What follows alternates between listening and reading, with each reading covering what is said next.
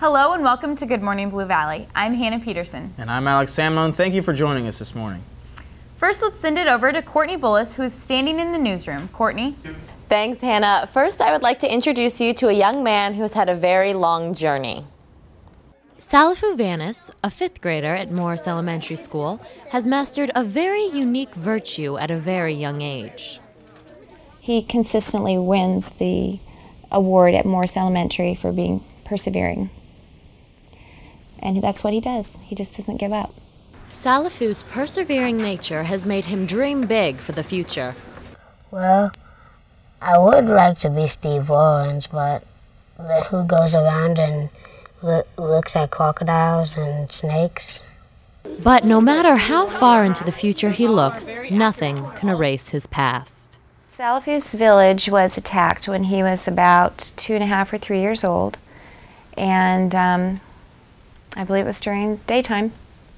Salifu's mother managed to escape into the countryside, into the jungle right there next to their village with her other children. Salifu wasn't in the hut at the time, and so his father picked him up and proceeded to try to run away with him.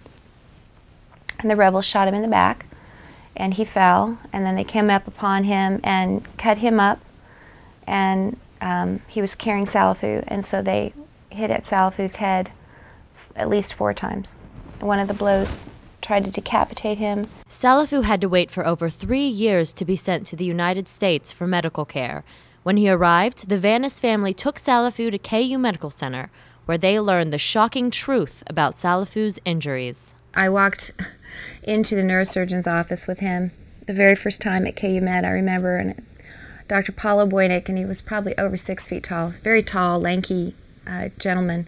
And here's little Salifu, and he looked straight down at the top of his head, and he just looked at him, and the first thing he said was, "He should be dead." Salifu had to learn about running water, electricity, stairways, and even toilets. But Salifu worked very hard to exceed in daily routines and school. Sal's very artistic. He's a pretty good math student, and I would say that he has a better grasp of the English vocabulary than many children I've ever worked with, even though he didn't learn the language until he was 5 years old.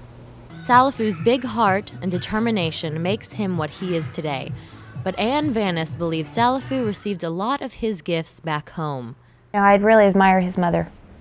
I totally admire his mother, because in the face of such horrible situations, she managed to teach this kid some incredible things. Because I'd like to say, yes, he's a wonderful child because he's lived in my house, but you know, he was wonderful before he ever came here. He was a sweet child. So that was her gift to him. For BVTV, this has been Courtney Bullis with photographer Scott Simpson.